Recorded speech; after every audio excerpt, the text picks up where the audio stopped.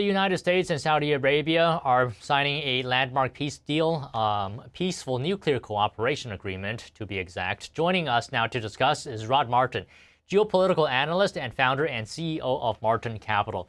So Rod, good afternoon. Always great to have you on the show. So President Trump is giving Saudi Arabia a civilian nuclear program, and in return, he's asking the Saudis to normalize relations with Israel. What do you think about this deal? This is really great. And the key word in that is give. We are giving them permission. We are going to help them. But we're not going to do it for free. The president is a savvy operator. And this deal ensures that only American companies will be providing the actual construction, the actual nuclear technology. And that's a big deal because Saudi Arabia has options. There's no reason they couldn't go to the Chinese. There's no reason they couldn't go to the Russians. In a pinch, they could go to Pakistan, with whom they now have a formal defense agreement.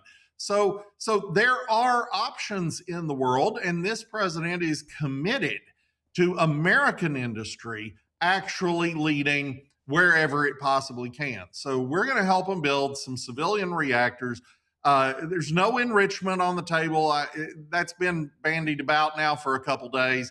Enrichment is almost certainly not going to happen. But this new contingency, this requirement that for the deal to go ahead, the Saudis have to join the Abraham Accords, is actually really encouraging. And again, another example of Trump's commerce, not chaos diplomacy. It is just stupid for Saudi Arabia to still technically be at war with a country that it has all kinds of defense cooperation with, even intelligence cooperation. It's time to formalize the peace and move the Middle East in the right direction. These nuclear plants will help because it allows Saudi Arabia to export more oil instead of burning it, and that brings down global oil prices too. Well, what do you say to the issue about Palestinian statehood? Because I don't know if Saudi Arabia is going to maintain its position that normalization with Israel requires a pathway to Palestinian statehood. Is that going to be an obstacle? Almost certainly. It has been so far. But I think the Saudis really want nuclear plants. And I don't blame them. I want nuclear plants here too. If you want to export oil and gas, you've got to have another way to produce power. It's just a no-brainer. And back 20 years ago, when you constantly heard people on both the right and the left talking about Iran has no need for a nuclear reactor. Well, yeah, they actually do. They're an oil exporter. They need civilian power. What they don't need is what they built. The Bushehr reactor in particular isn't even connected to the power grid. It exists to be part of their weapons program. Because the U.S. will be stewarding this with the Saudis, we have reasonable guarantees that the Saudis are not ever going to be able to use this to build nuclear weapons. So again, we've got a lot of things out there, a lot of people rather who are saying, oh, this will start an arms race in the region. No, it won't. This is not the first country to get a nuclear deal with us. You also have nuclear reactors coming online in Turkey, in Egypt. You have an actual civilian plant in the UAE currently generating 25% of the UAE's electricity. And of course, then you have Iran. So this is a good step forward. And I think we're going to be able to get past the Palestinian issue because now that we have the Board of Peace, we have the deal with Hamas, we have everybody kind of on the same page there. I think there's a decent chance that MBS, whose generation is not as committed to that Palestinian cause as their elders, may be able to take the lead and be able to see this through to completion.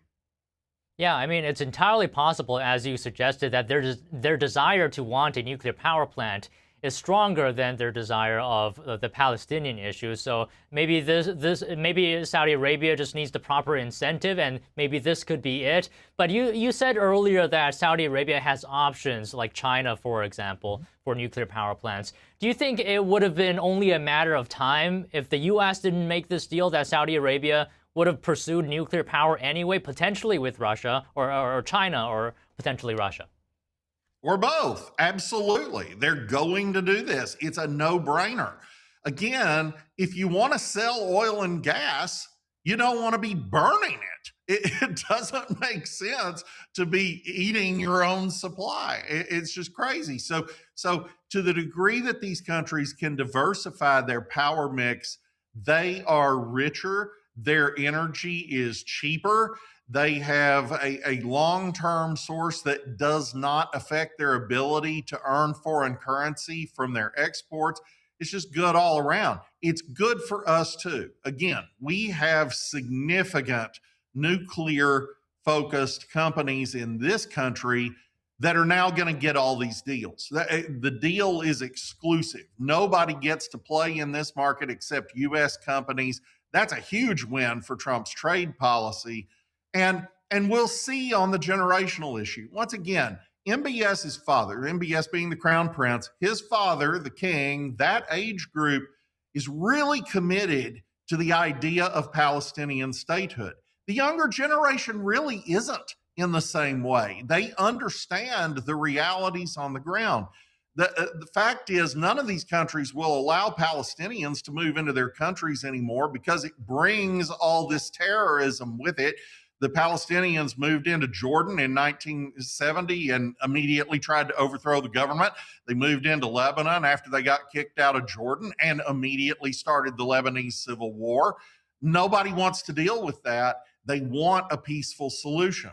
I don't know if that's going to include a Palestinian state, but my guess is it's going to look, if there is one, more like a federation with Israel where they have internal autonomy, but there's some overarching management of things that guarantees Israeli security and the security of Israel's neighbors. There's an enormous wall between Egypt and Gaza.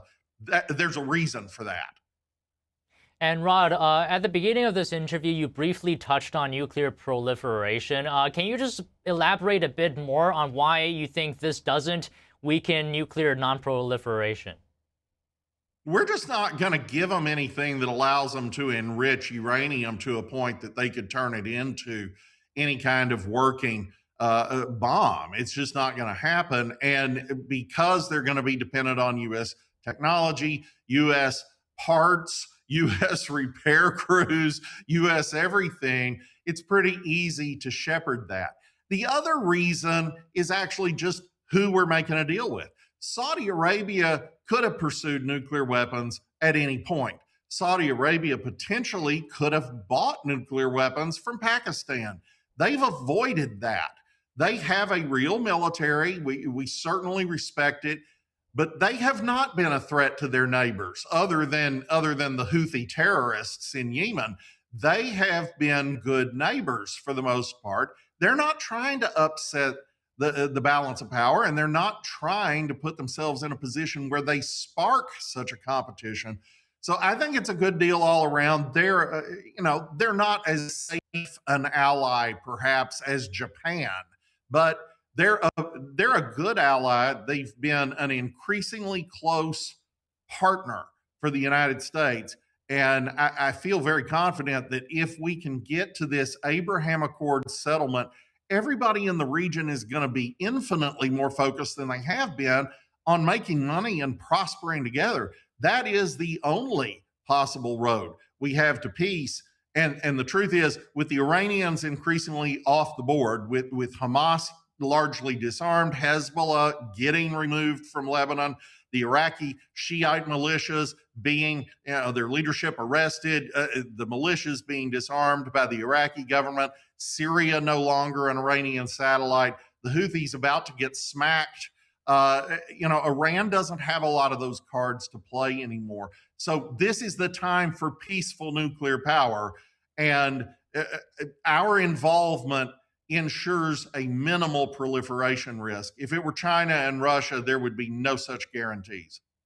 Okay, you brought up Iran. Do you think this move could further isolate Iran even more with the U.S. stepping in as a closer partner to Saudi Arabia? No question. And all of these moves are related. The maritime risk move we were talking about a few months ago, where the United States Development Finance Corporation is stepping into the shoes previously held by Lloyd's of London to guarantee these tankers. Well, you see the effect. We've moved 900 commercial vessels through the strait just in the past few weeks. A lot of that is because we're backstopping the insurance.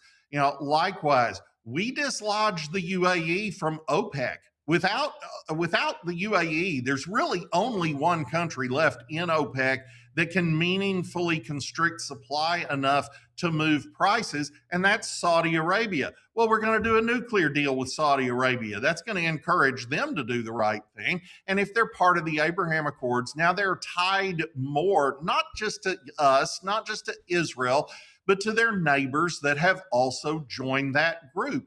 All of these things encourage cross-border commerce. All of these things encourage peace. And the United States is unashamedly choosing to profit from it. We didn't used to do that. It's about time we did. All right, Rod, let me just ask you one more question here, and it relates to the Houthis, Saudi Arabia. They claimed attacks on 2 tankers in the Red Sea that were Saudi ships. Any overall comments you have on that, just finally? This is a real mistake. It's kind of a desperation play on Iran's part. I think the president has been reasonably clear, and I'm pretty sure he will make it even clearer. This week he said, and Marco Rubio came back and agreed, our strategy is a head for an eye, not an eye for an eye. We're going to use disproportionate force against Iran to compel better behavior. And we can take out bridges and power plants till the cows come home. I think they will extend that to what the Houthis do, because the Houthis are under complete direction and command from Tehran. There's no question. They have their own reasons for existing. They're not, just robots or something, but functionally they're an Iranian army. And if they're harassing global commerce, they're harming everyone. U.S. Navy's going to blow them up, but also we may start taking out bridges and power plants in Iran for every ship the Houthis hit, just as we're about to do for the Strait of Hormuz. I don't think this is a smart play on their part. I think it's one of the few plays they have left. Okay, Rod, good comments, as always. Thank you for your time today. Thank you. I appreciate it.